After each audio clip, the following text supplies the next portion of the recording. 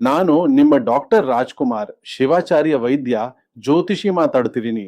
ಈ ಜುಲೈ ತಿಂಗಳ ರಾಶಿ ಫಲಗಳಲ್ಲಿ ಕೆಲವು ರಾಶಿಗಳಿಗೆ ಎಚ್ಚರಿಕೆಯಿಂದ ಇರಬೇಕೆಂದು ಹೇಳಲಾಗ್ತಿದೆ.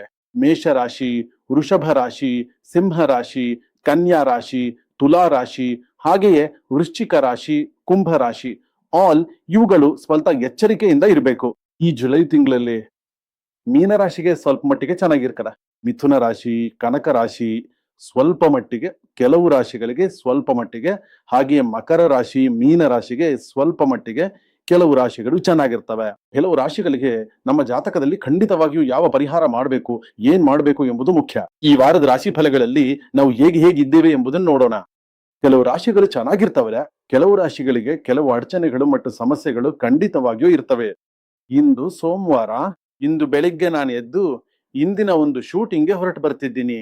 ಇಂದು ಒಂದು ಬೈಕ್ ಸಂಬಂಧಿಸಿದ ಘಟನೆ ನನ್ನ ಕಣ್ಣೆದುರಿನಲ್ಲಿ ನಡೆಯಿತು. ಒಬ್ಬ ಆಟೋ ಚಾಲಕರು ಸಿಗ್ನಲ್ ನಿಂದ ವೇಗವಾಗಿ ತಿರುಗುತ್ತಿದ್ದಾರೆ.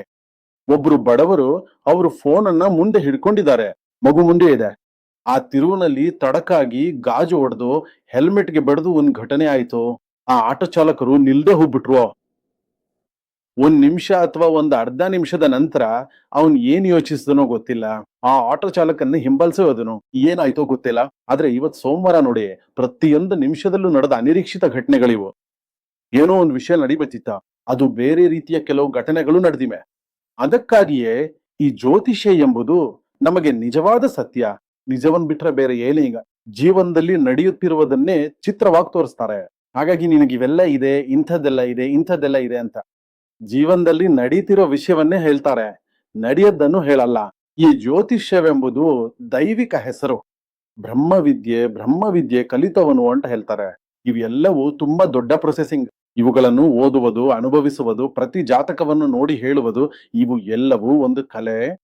ಆ ಕಲೆ ಎಂದ್ರೆ ಅದನ್ನು ಸಂಪೂರ್ಣವಾಗಿ ಓದಿ, ಅದನ್ನು ಸಂಪೂರ್ಣವಾಗಿ ಅನುಭವಿಸಿ, ಎಷ್ಟೋ ಜಾತಕಗಳನ್ನ ದಾಟಿ ಸಾವಿರಾರು ಜಾತಕಗಳನ್ನ ನೋಡ್ಕೊಂಡ್ ಬರ್ಬೇಕು.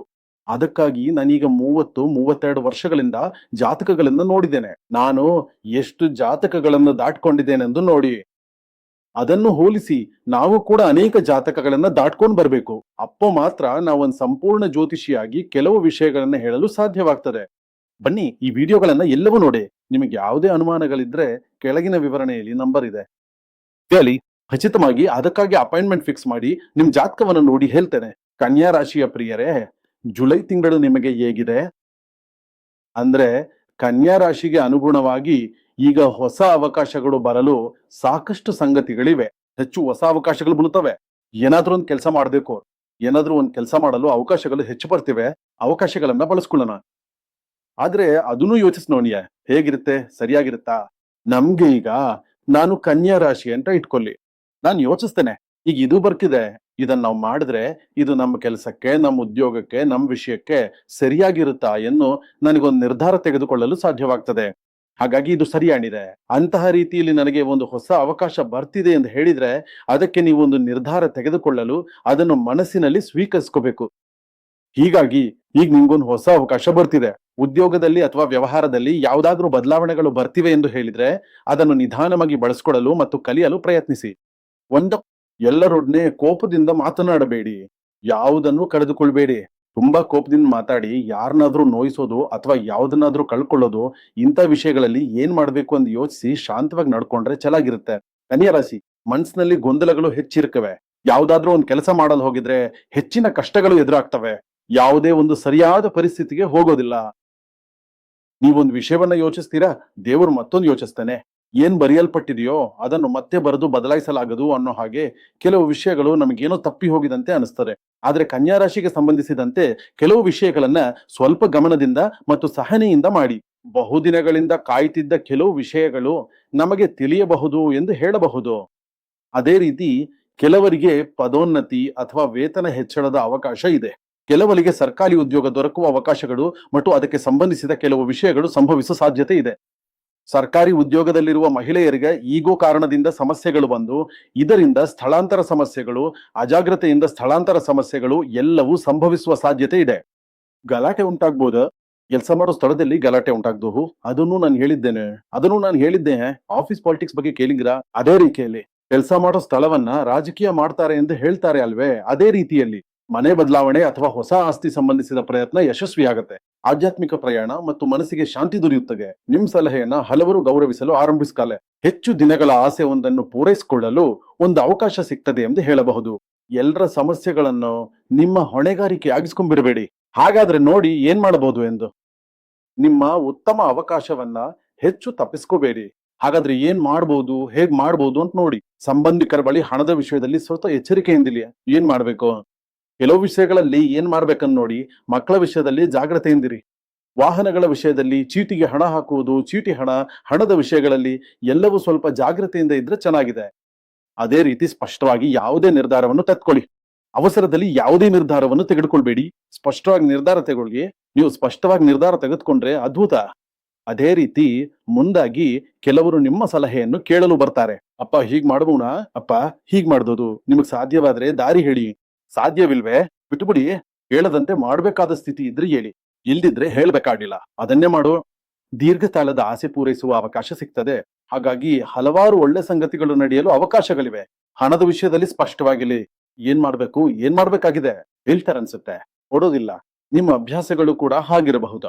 ಕೊಡ್ತೀನಿ ಅಂತ ಹೇಳ್ತಾರೆ, ಕೊಡೋದಿಲ್ಲ. ಏನಾದ್ರೂ ಸಣ್ಣ ಸಣ್ಣ ಸಮಸ್ಯೆಗಳಿರ್ತದೆ. ಸಂಗತಿ ತಪ್ಪನ್ನು ಮುಚ್ಚಲು ಸುಳ್ಳು ಹೇಳಬೇಡಿ, ಅದು ದೊಡ್ಡ ಸಮಸ್ಯೆ ಆಗಬಹುದು. ನಾನೀಗ ಹೇಳದ್ ಮಾತುಗಳನ್ನೆಲ್ಲ ನಿಜವಾಗಿಯೂ ಒಂದೊಂದು ಚಿನ್ನದ ಮಾತುಗಳಂತೆ ತೆಗೆದುಕೊಳ್ಳಿ. ಸಣ್ಣ ತಪ್ಪನ್ನು ಮುಚ್ಚಲು ಸುಳ್ಳು ಹೇಳಿದ್ರೆ ಅದು ದೊಡ್ಡ ಸಮಸ್ಯೆಗೆ ತರ್ತದೆ ಅಂತ ಹೇಳಿದ್ರೆ ಖಂಡಿತವಾಗಿಯೂ ತರ್ತದೆ. ಕನ್ಯಾ ರಾಶಿ, ಅದಕ್ಕೆ ತಕ್ಕಂತೆ ನೀವು ನೋಡ್ಕೋಬೇಕು. ಅದೇ ರೀತಿ ನಿಮ್ಮನ್ನ ಕಡಿಮೆ ಮಟ್ಟದಲ್ಲಿ ಅಂದಾಜು ಮಾಡ್ಕೋಬೇಡಿ. ಉದ್ಯೋಗ ಬದಲಾವಣೆಯಲ್ಲಿ ಸಂಪೂರ್ಣ ಮಾಹಿತಿ ಇಲ್ಲದೆ ನಿರ್ಧಾರ ಮಾಡಬೇಡಿ. ಉದ್ಯೋಗ ಬದಲಾಯಿಸು, ಆದ್ರೆ ಹೇಗ್ ಬದಲಾಯಿಸೋಣ? ಸರಿಯಾದ ಪೇಪರ್ಸ್ ಎಲ್ಲವೂ ಸಿದ್ಧ ಆಗಿದೆಯಾ? ಎಲ್ಲವನ್ನೂ ಸರಿಯಾಗಿ ತಿದ್ದಿ ಸಹಿ ಹಾಕಿದಾರೆಯಾ? ಎಲ್ಲವೂ ಸರಿಯಾಗಿದೆಯಾ? ನಂತರ ನೀನು ಬದಲಾಯಿಸ್ತೀನಿ ಅಂತ ಹೇಳ್ತಾ ಆ ತಲೆನೋವನ್ನೇ ಇಟ್ಕೋಬೇಡ. ನೀನ್ ಯಾವಾಗ ಬದಲಾಯಿಸಬೇಕು ಅಂತ ಯೋಚಿಸ್ತೀಯೋ ಆ ಸಮಯದಲ್ಲೇ ಸರಿಯಾಗಿ ಬದಲಾಯಿಸು. ಅವಾಗ ನಿನ್ಗೆಲ್ಲವೂ ಯಶಸ್ವಿಯಾಗಿರುತ್ತೆ. ಈ ತಿಂಗಳು ನೀವು ಮಾತನಾಡುವ ಒಂದು ಪದಕ್ಕಿಂತಲೂ ಮೌನವೇ ನಿಮಗೆ ಹೆಚ್ಚು ಯಶಸ್ಸನ್ನು ತರ್ತಾರೆ. ಅದೇ ರೀತಿ ತುಂಬಾ ಒಳ್ಳೆ ವಿಷಯಗಳೆಲ್ಲ ಇರ್ತಾನೆ. ಜುಲೈ ತಿಂಗಳಲ್ಲಿ ನಿಮ್ಮ ಜ್ಞಾನ, ಸಹನೆ, ಶಿಸ್ತು ಈ ಮೂರು ಕೂಡ್ಕೊಂಡು ನಿಮ್ಮನ್ನ ಒಳ್ಳೆ ಎತ್ತರ ಕೊಂಡೊಯ್ತವೆ. ಹೆಚ್ಚು ಒಳ್ಳೆ ವಿಷಯಗಳನ್ನ ತರ್ತವೆ. ಪಾಸಿಟಿವ್ ಆಗಿ ಒಟ್ಟಿಗುಟ್ಟಿಯವ್ರ ಜೊತೆ ಜಗಳ ಮಾಡಬೇಡಿ. ಅವ್ರು ಜಗಳ ಮಾಡ್ತಿದ್ರೆ ನೀವು ದೂರವಿರ್ರಿ, ಪರವಾಗಿಲ್ಲ. ಕೆಲವು ದಿನಗಳು ಮಾತನಾಡದೇ ಇದ್ರೂ ಅವ್ರು ತಾವೇ ಮತ್ತೆ ಬಂದು ಮಾತನಾಡ್ತಾರೆ. ಮತ್ತೆ ಮಾತನಾಡಿ ಜಗಳ ಮಾಡಿಕೊಳ್ಳೋದಕ್ಕಿಂತ ಸ್ವಲ್ಪ ದೂರವಿರುವುದು ಉತ್ತಮ. ನಿಮ್ಮ ಮೌಲ್ಯವನ್ನ ಅರಿತವರೊಂದಿಗೆ ನಿಮ್ಮ ಪ್ರಯಾಣವನ್ನ ಮುಂದುವರಿಸಿ. ನಿನ್ನನ್ನು ಯಾರು ಗೌರವಿಸ್ತಾರೋ ಅವ್ರ ಜೊತೆ ನೀನಿರೋದು. ಒಂದ್ ಸ್ಥಳದಲ್ಲಿ ನಿನಗ್ ಸ್ವಾಭಿಮಾನ ಇಲ್ಲ, ನಿನ್ನನ್ನು ಕೆಲವು ಸ್ಥಳಗಳಲ್ಲಿ ಗೌರವವಿಲ್ಲ ಅಂತ ಕಡೆಗೆ ಹೋಗ್ಬೇಡ. ನಿನ್ನ ಸ್ವಾಭಿಮಾನವನ್ನ ಕಡಿಮೆ ಮಾಡಲಾಗುವ ಸ್ಥಳಗಳಿಗೆ ನೀನು ಹೋಗ್ಬೇಡ. ಏನ್ ಮಾಡ್ಬೇಕು, ಹೇಗ್ ಮಾಡ್ಬೇಕು ಅನ್ನೋದನ್ನು ಸರಿಯಾಗಿ ನೋಡಿ. ಗಣೇಶನ್ ಪೂಜೆ ಹೆಚ್ಚು ಮಾಡುವ.